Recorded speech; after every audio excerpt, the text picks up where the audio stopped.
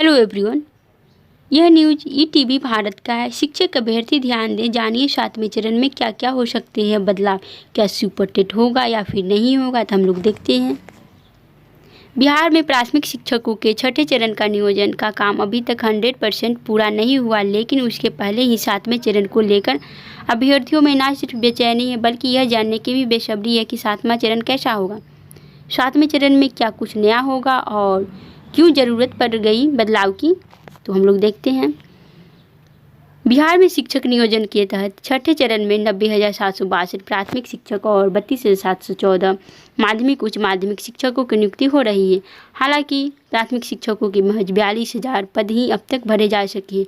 विशेष चरण 14 से 16 मार्च तक होना है, जिसमें लगभग 3,000 पद पर नियुक्ति होगी। वहीं माध्यमिक उच्च माध्यमिक शिक्षकों के छठे चरण में 32,714 पदों के लिए नियोजन की प्रक्रिया फिलहाल कोर्ट के एक आदेश की वजह से स्थगित है। एक अनुमान के मुताबिक छठे चरण में प्राथमिक माध्यमिक और उच्च माध्यमिक शिक्षकों के लगभग 50,000 पद ही भरे जा सकेंगे। बाकी पद 7वें चरण में ट्रांसफर हो जाएंगे।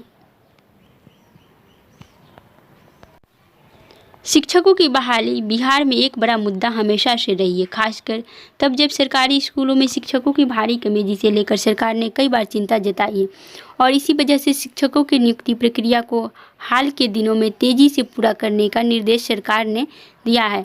लेकिन बड़ी संख्या में पद छठे चरण के बाद भी खाली रह जाएंगे और इसी वजह से अभ्यर्थियों को 7वें चरण का बेसब्री से इंतजार है। 7वें चरण में बड़ा बदलाव होने की पूरी संभावना है। शिक्षा विभाग से मिली जानकारी के मुताबिक मार्च महीने में 7वें चरण को लेकर बड़ी घोषणा हो सकती है। ये घोषणा खुद मुख्यमंत्री नीतीश कुमार कर सकते हैं।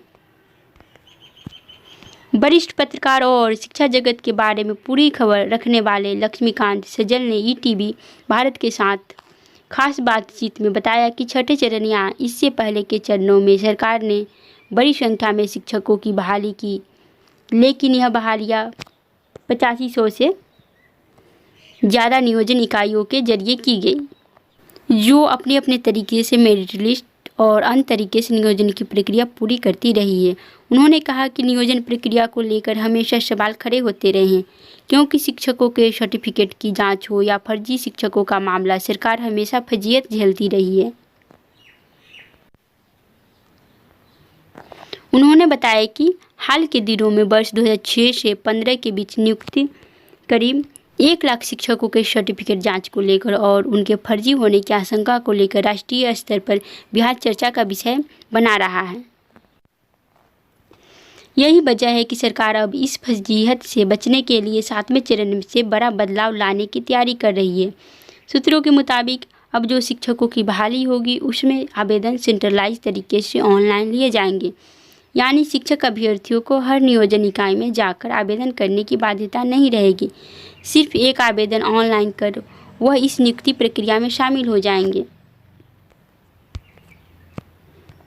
लक्ष्मीकांत सजल ने बताया कि इस बात की संभावना ज़्यादा है कि सरकार एक खास कमेटी बनाएगी, जिसमें शिक्षा विभाग और शिक्षक बहाली से संबंधित विभागों के बड़े अधिकारी शामिल होंगे और इस कमेटी की देखरेख में ही 7वें चरण की बहाली की प्रक्रिया पूरी की जाएगी। इससे किसी भी तरह की गड़बड़ी की आशंका खत्म हो जाएगी और किसी नियोजन इकाई की मनमानी भी नहीं चलेगी। वैसे बिहार सरकार कर्मचारी चयन आयोग, लोक सेवा आयोग या अवर सेवा चयन परिषद के जरिए भी शिक्षकों की बहाली कर सकती है। ईटीवी भारत संवाददाता ने यह जानने की कोशिश की कि क्या टेट, सीटीईटी या स्टेट पास करने वाले अभ्यर्थियों को 7वें चरण से कोई परीक्षा भी देनी पड़ेगी। इस बारे में लक्ष्मीकांत सजल ने कहा कि इस बात की संभावना ना के बराबर है। 7वें चरण में सिर्फ आवेदन देने की प्रक्रिया बदलेगी ताकि बहाली प्रक्रिया निष्पक्ष हो, तो इसमें सुपर टेट नहीं लिया जाए। इस बात की पुष्टि है कि 7वें चरण में जो भी आवेदन लिया जाएगा वह ऑनलाइन, लेकिन सुपर टेट नहीं लिया जाएगा। एक और महत्वपूर्ण बात जो सामने आ रही है वह माध्यमिक और उच्च माध्यमिक शिक्षकों की बहाली से जुड़ी है। करीब 4 साल पहले सरकार ने एक कमेटी बनाई थी जब बिहार बोर्ड के अंतर्गत इंटर की वार्षिक परीक्षा का रिजल्ट काफ़ी खराब हुआ था। उस कमेटी ने शॉर्ट टर्म और लॉन्ग टर्म बदलाव की सिफारिश सरकार से की थी, जिसमें एक सिफारिश यह भी थी कि माध्यमिक उच्च माध्यमिक शिक्षा को पंचायती राज व्यवस्था से अलग किया जाए। माध्यमिक उच्च माध्यमिक शिक्षक संघ सरकार से इसकी मांग लगातार करते रहे। इस बात की भी संभावना नजर आ रही है कि माध्यमिक उच्च माध्यमिक शिक्षा को प्रक्रिया को पंचायती राज व्यवस्था से अलग कर दिया जाए।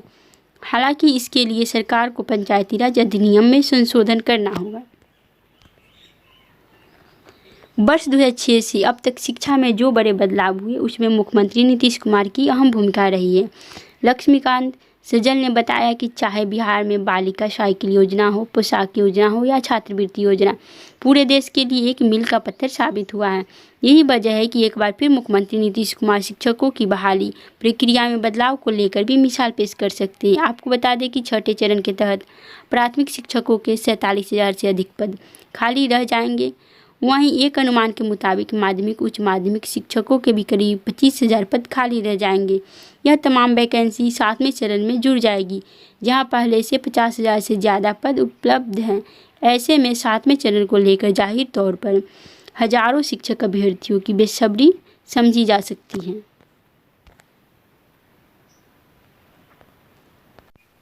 तो 7वें चरण में आवेदन करने की प्रक्रिया जो है बदलेगी, ऑनलाइन ही होगा, परंतु सुपर टेट नहीं लिया जाएगा।